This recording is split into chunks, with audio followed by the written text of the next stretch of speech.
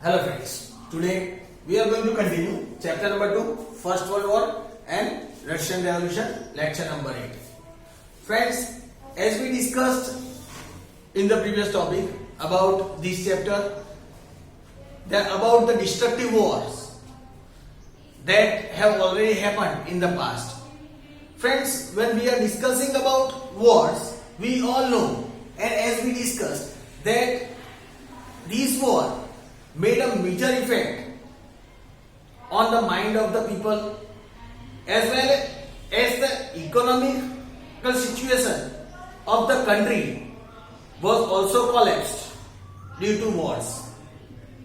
As we discussed that war can never be proper for any country, but it was the greed of these European countries that lead them towards war for establishing their colonization in different countries. Friends, it was their greed of expanding their rule in different countries, of earning more and more wealth from the market of Asia and Africa. As they understood about the increasing prosperity of other countries, they were tempted towards it. By being influenced by the wealth of other countries, these European countries attacked on different weaker countries and they established their colonies over there. Friends, in this chapter, we already discussed that what were the reasons why the world experienced the destructive war like the First World War. What were the ways that lead towards this First World War? As we understood that the basic reason, the primary reason was the greed of this European nation of establishing and conquering maximum countries. Friends, as we discussed in the previous lecture and we started discussing about different reasons, different factors that lead to this First World War. We learned in the initial part of this chapter that due to the greed of these European countries, they started conquering many countries of Asian and African continent. Friends, in the previous lectures when we were discussing about the factors that lead to this First World War, we discussed about the Syrian war between Germany and France. That was the first factor, in which France was defeated by Germany and France was forced to sign the Frankfurt Treaty in 1871, due to which France had to pay a huge war fine and give away its two provinces, Lawrence and Alsace, to Germany. Due to which this Frankfurt Treaty was felt humiliating, insulting for France, and they decided to take revenge in their fight against Germany. So friends, from there itself, a different attitude started between both the countries. The conflict between Germany and France, that was the factor that took very near to the First World War. Then we also discussed about the economic factor, in which England, who was only standing in the Asian and African countries for earning wealth, but after the entry of Germany in the Asian and African market, now they had competition with Germany in the Asian African markets.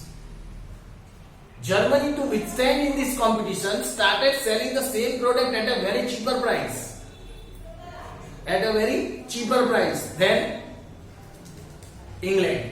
And due to that reason, here it is said, when Germany started selling the same products at cheaper price, England started facing loss.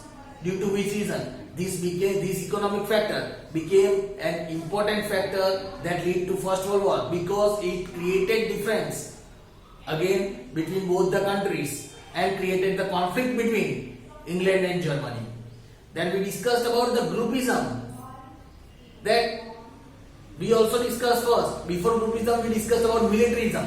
That just for the sake of conquering more and more territories, for establishing their colonization, how these powerful countries started increasing more and more military groups. Friends, here we also discussed how the powerful countries, they started these army taking more and more military's army powerful. They also made military training compulsory for the people.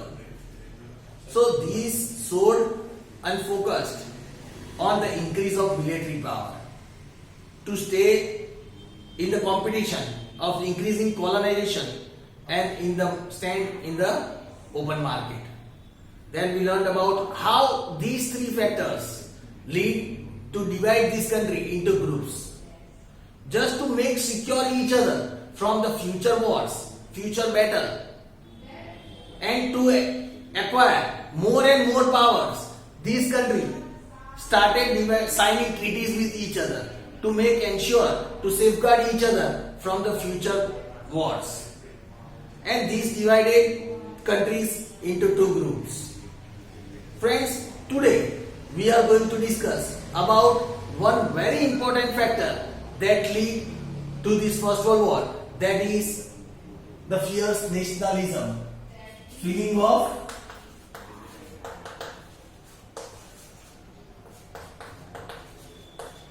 fierce nationalism.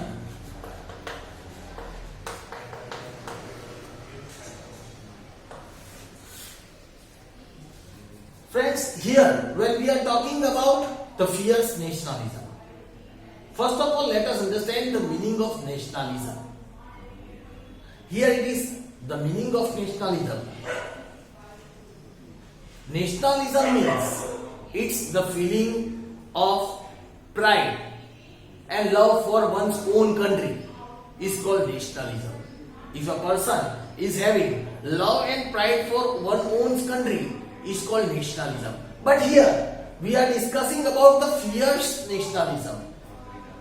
This nationalism was taken in the wrong way.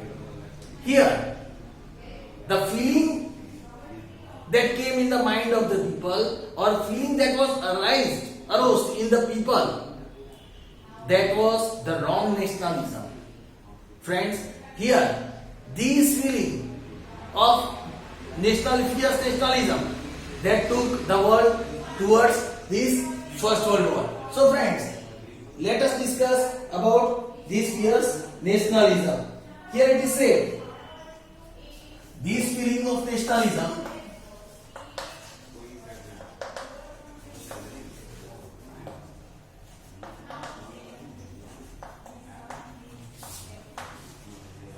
became very strong.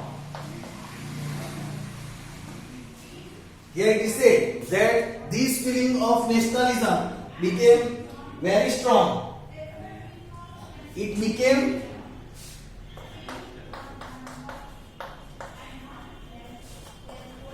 an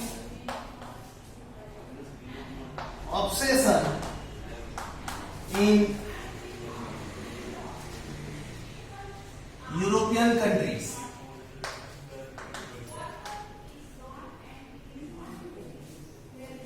It became an obsession in European countries.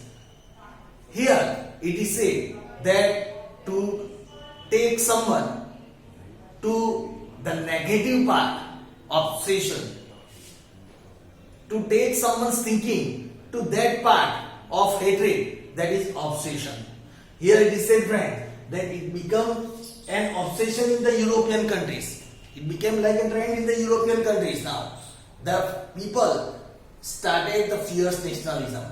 They started loving their own country and hated for the other country. So here, this feeling of nationalism became very strong as the time passed. It became an obsession in the European countries. Here it is said that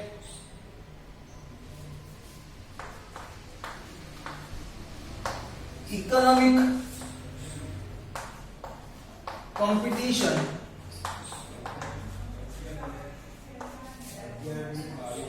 jealousy, mistrust. Here it is said economic competition, jealousy, mistrust.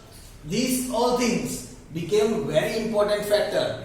Friends, the feeling of nationalism cannot be arise. Here it is said it cannot be arise just by one people. It is here it said it was the thinking, the feeling of several people. Here he said the economic competition, jealousy, mistrust, and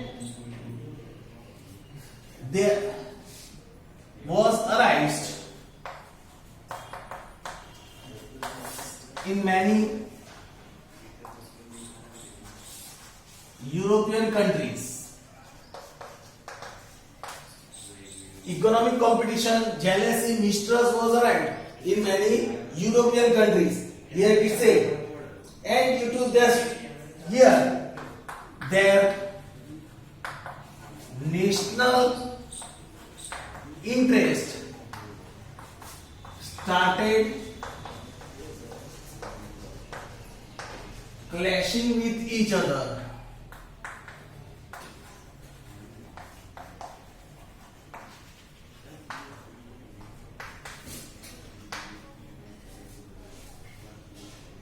Friends, here it is said that it was their national interest now started clashing with each other.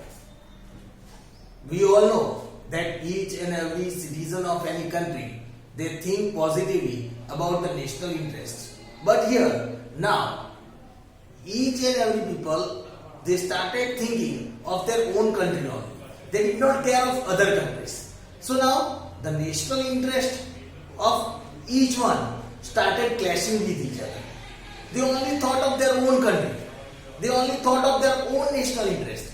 They did not care about other countries. They did not care about the result that would happen after that steps taken towards other countries. So they started thinking for their own countries. So the national interest started clashing with each other. Here it is said it was due to this jealousy and mistrust that we discussed in the previous part. So here it is said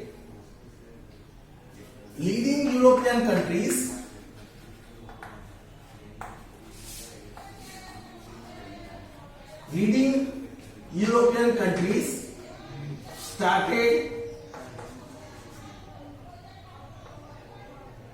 started propagating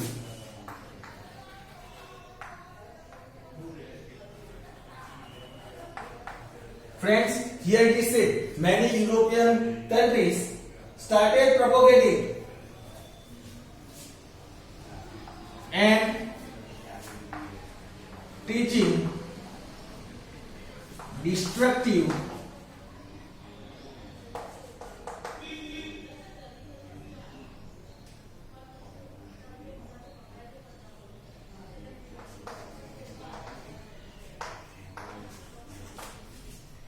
many European countries started propagating and teaching destructive thinking, destructive nationalism, thinking into its people. So friends, here it is said that after these thinking started arising, after the national interest started clashing between each other, now the leading European countries, they started propagating, means to propagate, to bring high, and teaching destructive thinkings. They started destructive thinking that could destruct something, that could drive towards war. So many European countries that were already powerful, they started to brainwash the mind of the people, the mind of their citizen about this destructive thinking into the people's mind about their own nationalism. So leading European countries started propagating and teaching the destructive result. These European countries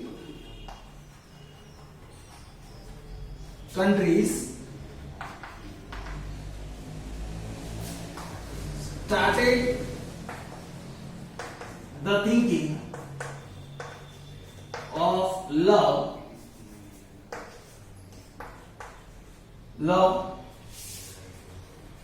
for one's own country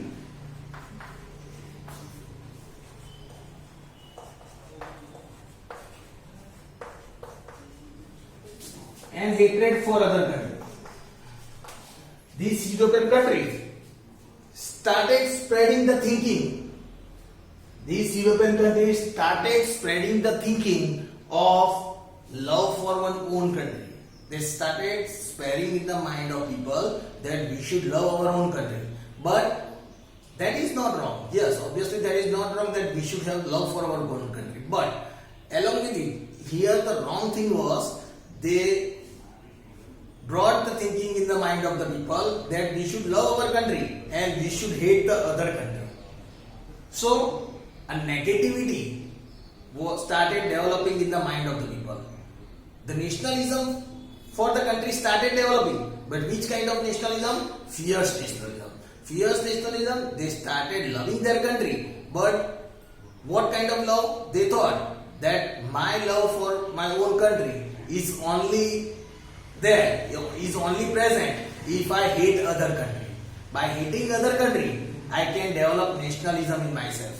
I can love my country by hating other countries. So such kind of feeling were arise in the people by these European countries that we should love our own country and we should hate other country. And it is clear that when hatred is arised in the mind of the people, now they will not think about the progress and development of that particular country. They will think only about the progress and development for one's own country. So these European countries started thinking of love for one's own country and hatred for other country. Here it is said that German king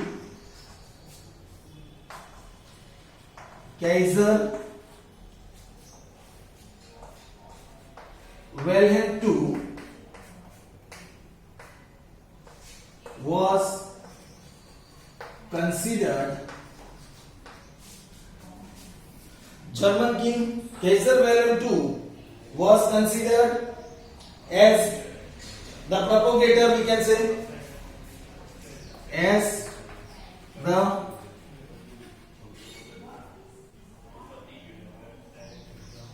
propagator of nationalism. Here it is said, German king Kaiser Wilhelm II was considered as the propagator of nationalism. Here it is said, Kaiser Wilhelm II, he was the person who only thought of establishing German rule all over the world. Here it is said, he wanted Germany to be very strong, and due to that reason, he did not care about other countries. Due to this reason, he started increasing more and more military forces. And along with it, he also started producing destructive weapons. So, here it is said, German King Kaiser Wilhelm II was considered as the propagator of nationalism. Here it is said that he was also the originator of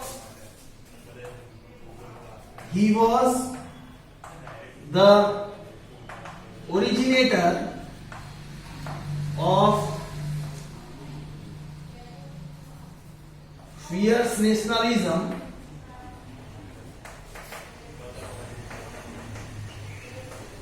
and colonialism. He was the originator of fierce nationalism and colonialization, as he had started this feeling in the mind of people. He was highly ambitious. He was highly ambitious and believed in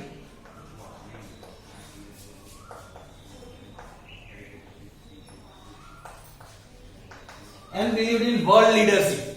Here it is said, Kaiser Wilhelm II was highly ambitious person. His ambition was to conquer and rule all over the world. And due to that ambition, here it is said, he believed in world leadership. He wanted Germany to become the world leader. And due to that reason, he started developing this feeling of fierce nationalism in the mind of people. And here it is said, it was due to this reason that he increased even the military forces in Germany. So friends, here we have understood that how this feeling of nationalism increased, how this fierce nationalism that created hatred in the mind of the people that drew them towards war. Here friends, this is very important factor that took the world towards experiencing the First World War. As nationalism, we understood that nationalism is good, but here the fierce nationalism was arised in the mind of the people. Many European countries, for their own sake, they started developing this feeling in the mind of other people. The national interest started clashing between each other, and due to this reason, the fierce nationalism started. Here it is said, many European countries started propagating and teaching this kind of fierce nationalism to its own people. They started and they brought the thinking of love for one's own country and hatred for other country. So this here it is said, very important contribution of making this fierce nationalism arise, that is the King Kaiser of German king, that is Kaiser Wilhelm II, who was considered as the propagator of this nationalism. Here it is said, he was the originator of nationalism and colonization. Here it is said, he was very ambitious. He was an ambitious person and he believed in world leadership. He wanted Germany to be so strong that it could rule all over the world. And due to that reason, he did not care about the people. He only thought of conquering more and more territories of different countries and establish the German leadership all over the world. Due to that reason, he increased even the Germany military power and produced very destructive weapons. So friends, here we have understood about the important factor, that is the feeling of fierce nationalism. We will discuss about the another factor in our next lecture. Thank you.